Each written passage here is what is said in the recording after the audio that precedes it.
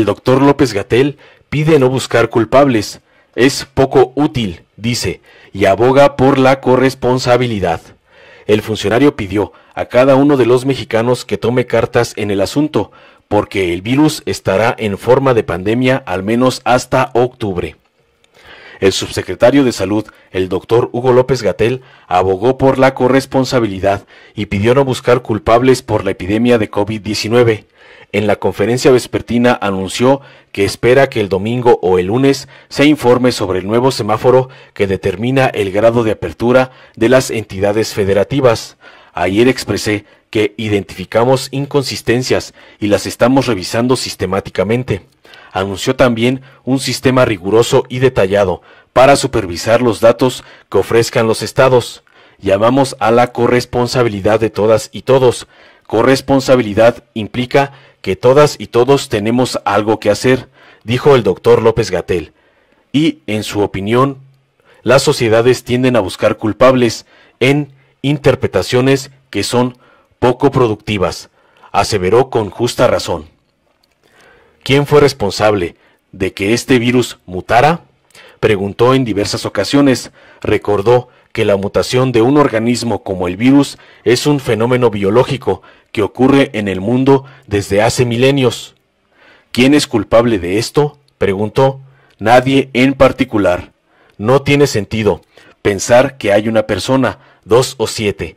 No hay personas responsables, dijo. Uno puede identificar y analizar que el modo de vida humano, particularmente durante el siglo XX y los pocos años del siglo XXI, es el fenómeno responsable de esto. Pero no se puede ver que hay una persona responsable. No se trata de una cosa de personas, insistió. En este sentido, el doctor López-Gatell consideró que las lecciones útiles que la humanidad puede tomar no tienen que ver con culpar a una persona identificable por nombre y apellido, sino a un modo de vivir, de relacionarnos entre nosotros, en sociedad y con el planeta. No se trata de entrar a un reduccionismo, acaso simplista, de que esta persona es culpable o aquella persona es culpable y generar confrontaciones. Este no es un tipo de razonamiento útil, insistió contundente el subsecretario. Informó Mr. Politicón. Nos vemos el próximo video. Quiero aclarar antes de presentar el informe que vamos a presentar las 32 entidades federativas, que toda la información que se presenta procede del material técnico que es importante darle seguimiento, y que lo vamos a presentar por regiones porque no hay ningún otro criterio específico que interese atender, más allá de la realidad epidemiológica que se vive en cada una de estas entidades federativas. El enfoque regional nos ayuda a identificar ciertos patrones de ocurrencia de la epidemia. Y lo que destaco también, que lo hemos dicho varias veces, pero me gustaría, insisto, antes de presentar, dejar muy claro, la situación epidemiológica de las entidades federativas no tiene que ver con una deficiencia o un acierto o una buena o mala calificación o evaluación sobre el desempeño de las actividades de control. En esta conferencia de prensa nos interesa tener información técnica, información que ayude a la población a tomar decisiones favorables a su salud. Y como decíamos ayer, con cierto énfasis, llamamos a la corresponsabilidad de todas y de todos. Así lo dijimos ayer, usamos este término, hoy lo vuelvo a usar, corresponsabilidad. Corresponsabilidad implica que todas y todos, los más de 127 millones de personas que vivimos en este país, independientemente de a qué nos dediquemos, independientemente de dónde vivimos, independientemente de si tenemos una ocupación específica en el gobierno, ya sea el gobierno nacional, un gobierno estatal, un gobierno municipal, si somos parte de una organización civil, si somos propietarios o gerentes de una empresa, si no tenemos nada, si trabajamos al día, si no tenemos una fuente de ingresos fija, si trabajamos en una nómina, no importa. Todas y todos tenemos algo que hacer que es útil para que esta epidemia de COVID-19, que ha afectado a toda la humanidad está afectada por la pandemia de COVID.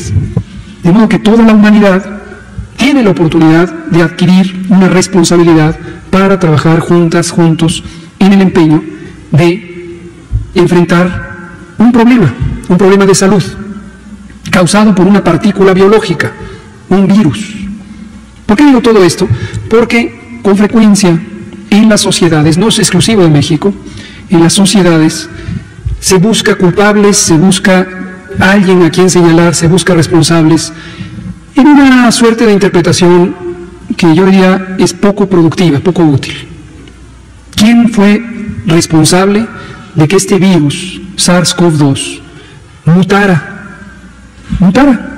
Hubo una mutación, necesariamente una mutación, todavía no se tiene toda la información científica para saber cuál fue, pero este virus se conoce que podría estar, antes de causar esta pandemia, en el reino animal, excepto los seres humanos, que somos también parte del reino animal, pero en algunas especies de animales, especies silvestres. No se sabe tampoco cuál exactamente. Como hemos relatado en otras ocasiones, y es conocido, se ha involucrado como sospecha a ciertas especies de murciélagos, a un curioso animalito que se llaman pangolín, y a otros animales vivos que parece era costumbre venderlos en el mercado de Wuhan, China, en la provincia de Hubei, en donde se detectaron los primeros casos de neumonía grave. Pero algo ocurrió. ¿Qué ocurrió? Un fenómeno biológico, un fenómeno natural, un fenómeno que ocurre repetidamente en el mundo desde hace milenios, y es la mutación de un agente biológico, en este caso el virus SARS-CoV-2, que le permitió tener la capacidad de infectar y replicarse en los seres humanos. Y posiblemente esa misma mutación, o bien otra distinta, le dio la capacidad de transmitirse de manera eficiente, de manera muy eficiente, en la especie humana. ¿Quién es culpable de eso? Nadie. Nadie en particular. Las personas expertas en biología de sistemas y en ecosistemas, desde hace mucho tiempo, se ha formulado un planteamiento muy importante sobre cómo la humanidad, cómo los seres humanos, progresivamente hemos invadido los ecosistemas silvestres. Conforme se desarrollan pueblos, ciudades, asentamientos humanos de diversa naturaleza, conforme extraemos con ciertos modos de producción la riqueza natural, invadimos las selvas, invadimos los bosques, invadimos los distintos ecosistemas silvestres. Y al invadirlos, perturbamos estos ecosistemas. Al perturbarlos, nos acercamos, la frontera ecológica humana se acerca a la frontera de los ecosistemas naturales. Los perturba y entonces eso propicia una oportunidad mucho mayor de contacto entre especies de animales silvestres y los seres humanos. ¿Quién es el culpable de esto? ¿Quién es el culpable de esto? Y uno puede identificar, y es parte de las lecciones aprendidas de la creciente frecuencia con que ocurren enfermedades infecciosas de interés epidémico, enfermedades emergentes, uno puede analizar que el modo de vida humano en las sociedades contemporáneas, particularmente durante el siglo XX y los pocos años que llevamos del siglo XXI, es el fenómeno responsable de esto. Pero no es posible, ni tiene sentido pensar que hay una persona responsable, o 2, o 5, o 7. Si no se trata de un asunto de personas. Quise irme a un planteamiento más amplio, que está en las ciencias naturales y sociales desde hace varias décadas, para ilustrar el punto práctico de lo que tratamos aquí en la conferencia, en particular ayer, pero lo hemos tratado en otras ocasiones.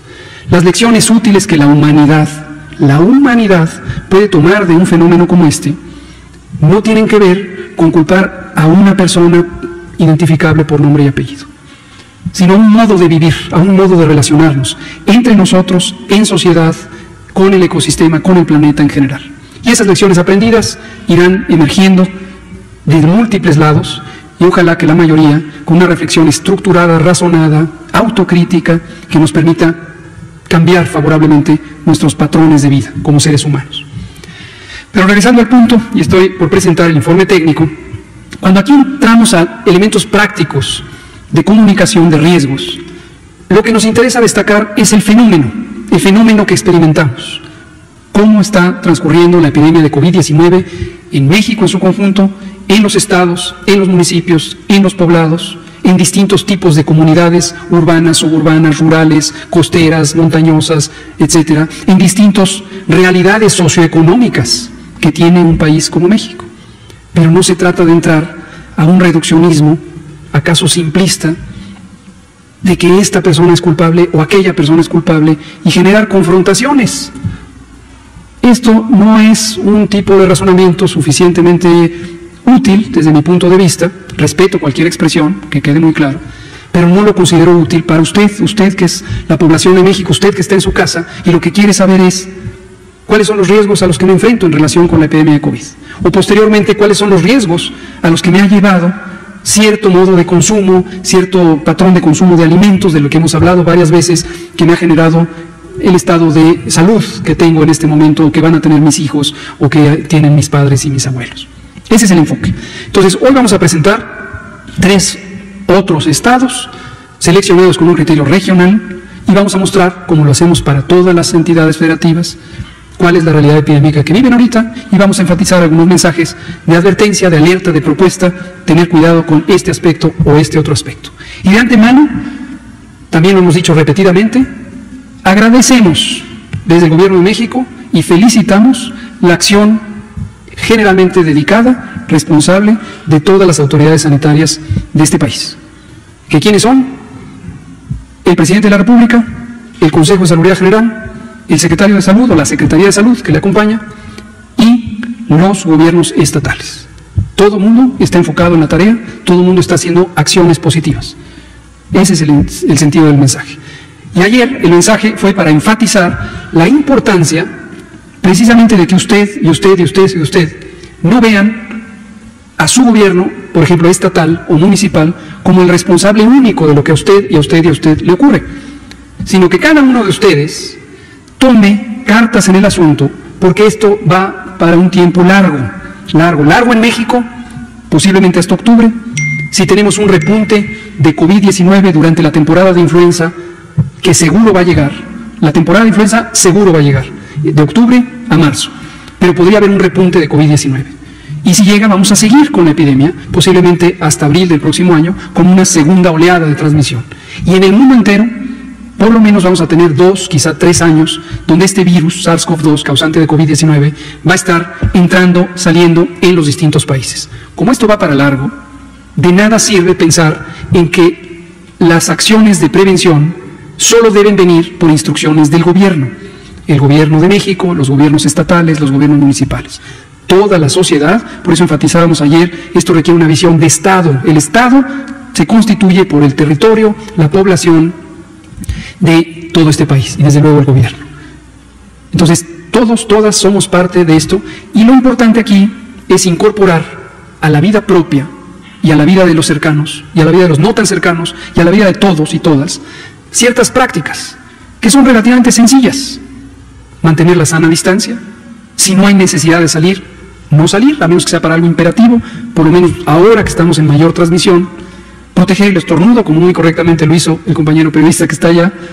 Utilizar los cubrebocas como un instrumento auxiliar de prevención, ¿no? Veo que varias de ustedes lo usan. Utilizar el cubrebocas, ¿verdad?, como un instrumento auxiliar de la prevención, particularmente en espacios cerrados, como un mecanismo para que la persona que tiene los virus no los proyecte. No hay una evidencia clara de que sirva como barrera de protección propia, hay que estar consciente de ello, pero si se usa masivamente, la probabilidad de que las personas que estén con posibilidades de transmitir van a disminuir esta transmisión. ¿En dónde es importante? En los espacios cerrados, donde no hay posibilidad de mantener la sana distancia. El metro, el autobús, transporte público en general, ahí es donde es más útil, y es un auxiliar. Entonces, insisto en el llamado de ayer. Es un llamado que hacemos no a nombre de una persona, es un llamado que hacemos a nombre del Gobierno de México. Enfoquémonos a la tarea, enfoquémonos como nación, con un sentido de unidad, con un sentido de responsabilidad. Lo demás son distractores. Hay muchos otros temas a debate, muchos otros temas. Y hay pluralidad de visiones en aspectos de política, de economía, de muchas cosas. Pero para esto, enfoquémonos de manera unida, de manera constructiva. Eso es lo que nos ayuda. Y estamos seguros que usted y usted saben que lo productivo es enfocarnos y no dispersarnos en este tipo de aparentes confrontaciones que no son constructivas a la protección de todas y todos. Quería dar este mensaje de inicio. Vamos a ver. Si te gustó, dale like, compártelo, suscríbete y activa la campanita para recibir las notificaciones de nuestro canal.